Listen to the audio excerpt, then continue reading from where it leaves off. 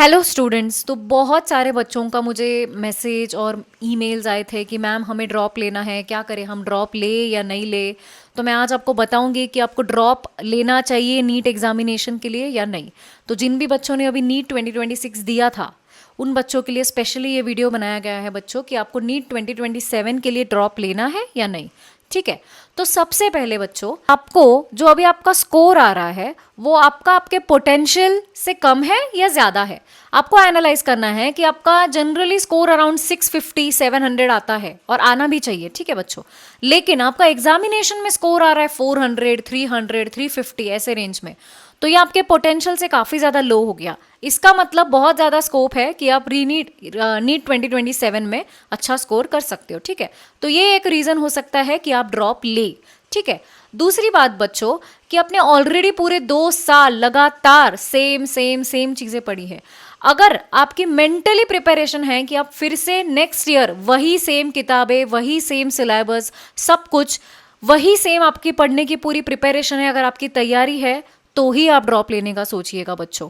तीसरा पॉइंट बच्चों ये है कि अगर आपको पता है कि आपका नीट 2026 में क्यों नहीं हुआ, क्या रीजंस थे, अगर आपको ऑलरेडी पता है कि आपकी नीट के एग्जामिनेशन क्यों नहीं हुए हैं, क्यों क्लियर नहीं हो रही है, तो आप एक स्टेप अहेड हो बच्चों। तो आप उन चीजों में इंप्रूवमेंट करके नीट 2027 का टारगेट बच्चों कर सकते हो। फोर्थ पॉइंट बच्चों ये रहेगा कि अगर आपका डिसाइडेड है कि आपको एमबीबीएस ही करना है और आपको कोई दूसरे फील्ड में जाने के लिए आप इंटरेस्टेड नहीं हो, तो ही आप कंसिडर कीजिए कि आप नीट 2027 के लिए ड्रॉप लोगे बच्चों। ठीक है। लेकिन आपको ये याद रखना है, जस्ट बिकॉज आपके फ्रेंड्स ले रहे हैं या फिर आपकी फैमिली आपको प्रेशराइज कर रही है या फिर आपके रिलेटिव्स आपको प्रेशराइज कर रहे हैं कि नहीं तुम्हें ड्रॉप लेना ही होगा, लेना ही होगा, इस रीजन की वजह से बच्चों ड्रॉप मत लीजिएगा, वरना आप पढ़ नहीं पाओगे। ठीक है।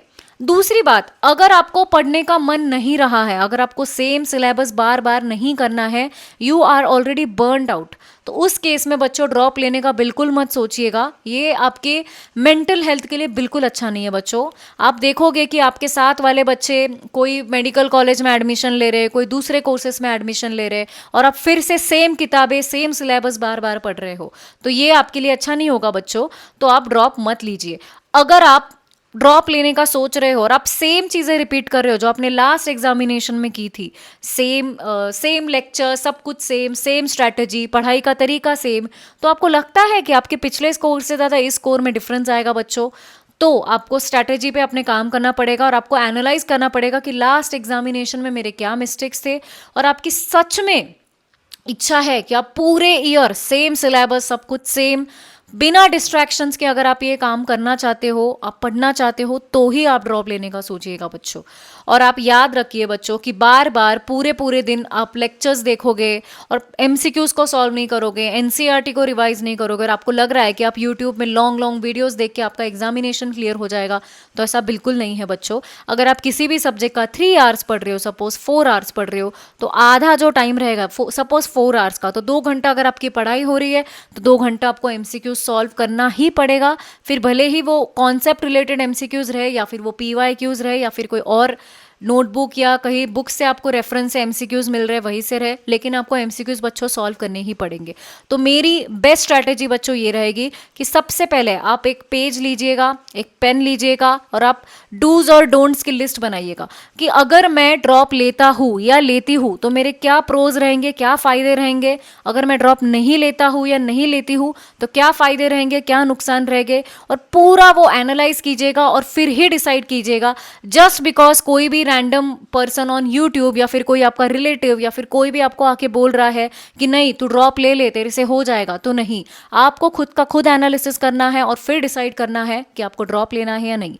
तो जो भी बच्चा ड्रॉप लेने का सोच रहा है नीचे कमेंट में लिखिए ड्रॉप, और जो भी बच्चा अभी एडमिशन लेगा किसी कोर्स के लिए या फिर मेडिकल के लिए, तो वो वहां पे लिख सकता है नॉट ए ड्रॉपर या फिर एडमिशन लिख सकता है। ठीक है बच्चों।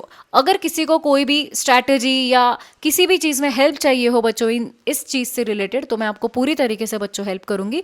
आप नीचे कमेंट कर सकते हो या फिर आप मुझे ईमेल कर सकते हो बच्चों। ठीक है। Thank you so much. ऐसे ही इंपॉर्टेंट वीडियोज़ के लिए सब्सक्राइब कीजिए एस्टर्स बायोलॉजी क्लास को। Thank you.